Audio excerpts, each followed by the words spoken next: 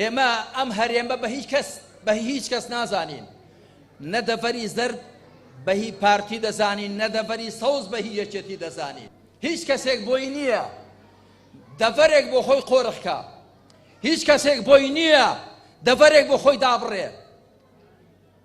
بۆ ئەو خەڵکە کۆیلەیە تۆ بیکەی بەهی خۆت، ئەو خەڵکە بەندەی خوایە.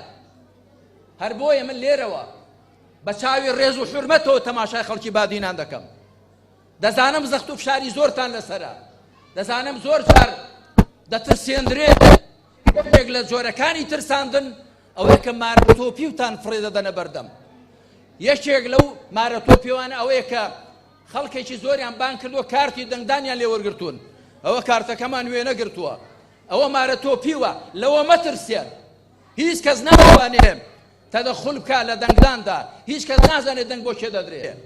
دەزانن پارێزەری ڕاستەقینی ئەم هەرێمە چییە؟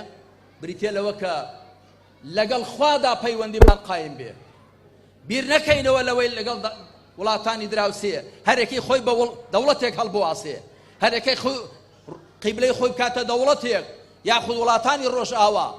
نا، پەیوەندی خۆمان لەگەڵ خوا مەحکەمکەین و لەسەر پێی خۆمان بوەستین. باشترین پەرژین و قەڵا بۆ پاراستنی وڵات بریتێ لە دادگەری، بریتێ لە عەدالەت.